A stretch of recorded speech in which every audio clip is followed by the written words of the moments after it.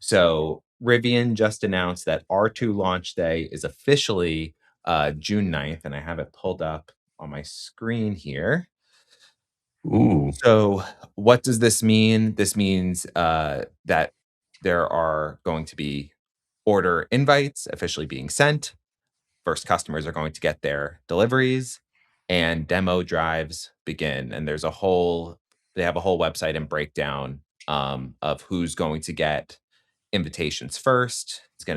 They're gonna bias towards current R1 owners and customers where they have leases expiring. So there's going to be a place in the Rivian portal where you could put Okay. your lease information. So they'll try to expedite your order.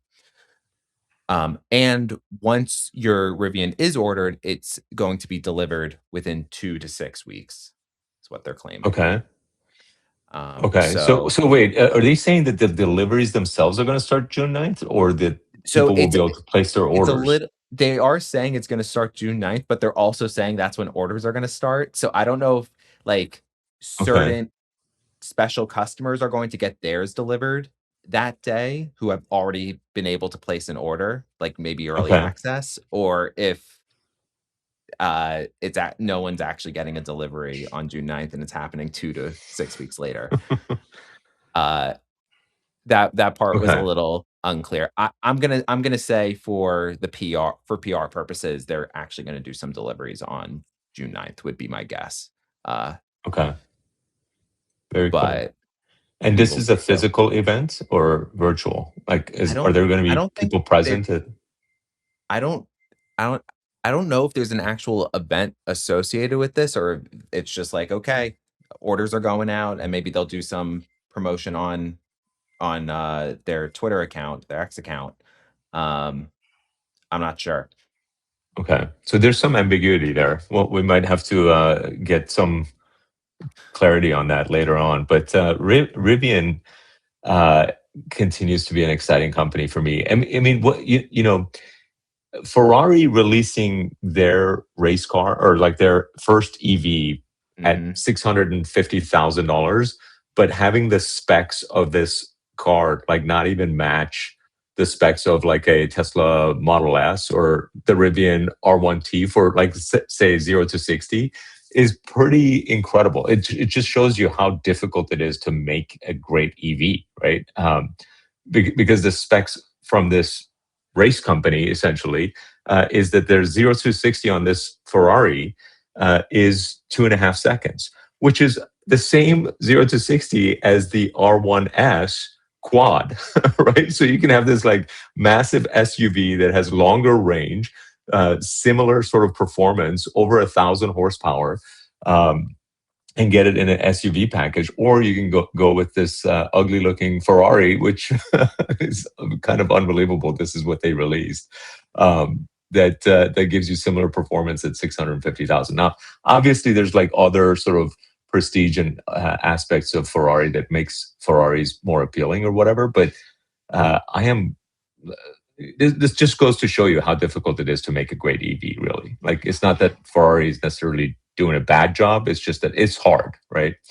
Um, so you know, the release of this vehicle erased $6 billion off of Ferrari's market cap. By the way, Yeah, they were down like over 6%, right? yeah, Yeah. You know, it's funny. I am more positive on this Ferrari release. I think the exterior is not great. I think it was a bold choice to make blue the default in all their branding as opposed to the red. I think the red looks yes, just a little bit nicer. Still not great, agree, but agree. nicer. Um, but I will say, I think the interior, specifically the console over here, is fantastic. I love it. It's it's good. I watched an interview with Johnny Ive actually The on huge if this true, vehicle. It was with Cleo a Abrams. I actually don't know the interviewer's name, but it was a female interviewer. She does all these Yeah. science videos. Yes. She's Yeah. awesome. It's Cleo What's her name? Abrams. Okay. Cleo Yeah. Abrams, huge if true. She's great.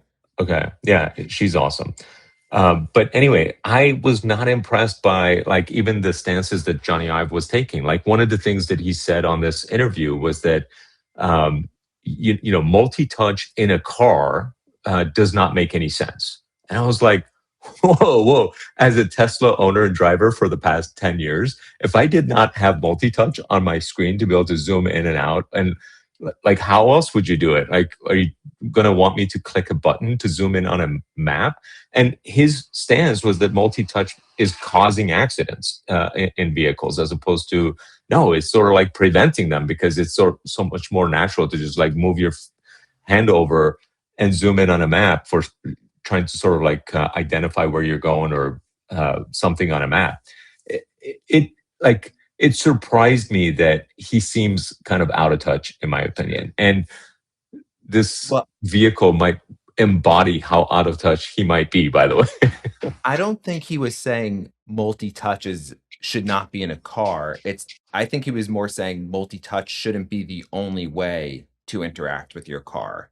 Oh, he Meaning, definitely said multi-touch causes death, and no, it does no, not make sense. right, It was bad. right, but that's if it's the only thing in the car, right? So, like, if I wanna, change the temperature or increase the fan or change the volume, and I have to go through a screen and I can't physically feel what I'm doing, I have to look, he's absolutely right. Okay, That's but an issue.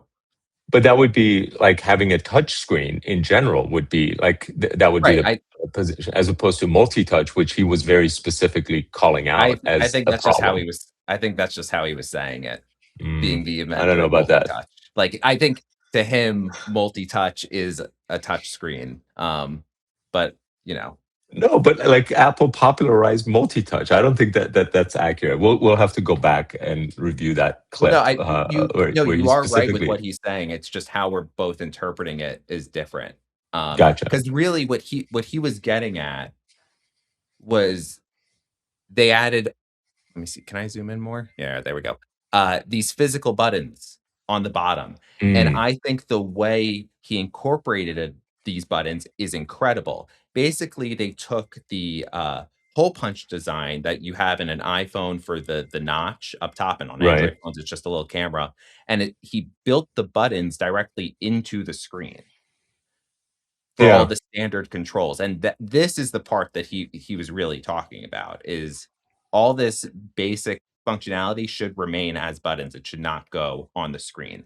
Where I will argue with him on is if a car is going to fully drive itself, then you can have multi-touch for everything and anything, because then you can look, you don't need to be looking How at the about we don't call it multi-touch? We're just talking about touch, because touch. that's where the arguments around touch versus multi-touch. I mean, I agree. Having buttons for certain things is probably a good thing, Yeah, but I think that's what he was it really is getting interesting at. just having touch. Ford has tried to do something like that, right? With the knob and like some buttons inside of Yes, their screen. yes, Um, yeah, I'm kind of curious how that will pan out over time. I yeah. suspect the path of touch only will win in the long run. I mean, obviously Tesla has just gone completely touch only, and Rivian has gone mostly touch only. There's like some things that they give you controls over, um, but yeah, Well, for Rivian solved this, in the R2 with the new steering wheel and the yeah, 2, like, knobs or discs, which right, I think is fantastic. I would love for Rivian to steal from what Ferrari's doing for this one instance and build in some physical buttons into the screen. I think it's a great mm, solve. But, again, if they're going to have fully self-driving vehicles where you're not gonna need to look at the road, then it becomes a moot point. But if you are gonna drive, I do belie agree with Johnny Ive that you can't only have touch controls, or you yeah. shouldn't only have touch controls. Um, so Anyway, so Ferrari has potentially a miss on their hands. We'll see how orders pan out, and if they eventually cancel oh, this yeah. product. It's difficult to make a good EV. In my opinion, they should have made something that would have beat their Roadster's specs, the Roadster, the original Roadster that was announced 8 years ago. That would have been a pretty amazing. Something sub 2 seconds, 0 to 60, in a two-seater that's like That's how you get Ferrari Elon to traditional look. announce the Roadster 2, is That's correct. if you could beat the Roadster, that's how you get the Roadster 2. It's the same thing that when Rivian announced, their, AI product and Tesla didn't Right. have one built into their car, like, the next day, Elon was like, "Okay, we're releasing this for, Teslas." That's right. Grok inside of Teslas.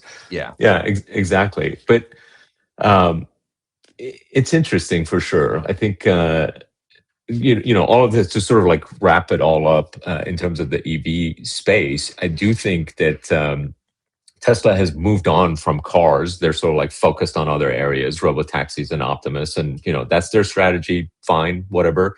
Um, Rivian continues to double down on the vehicles and is in a great position. They're about to release another vehicle with the R2, so I'm sort of excited about that. And Ferrari's entrance into the EV world is very lackluster and shows how difficult it is to make a great EV, even with its specs. I mean, just forget about the looks of it, because the looks of it could have been designed differently to where it would have been Right. very appealing. But the specs don't even match up to, the Tesla Model S beats it, like destroys it off the line, right? So it's kind of interesting to have a vehicle that gets crushed by $100,000 alternative. So yeah, and with longer range, with obviously better software and all this other capabilities and full self-driving capability as well built in.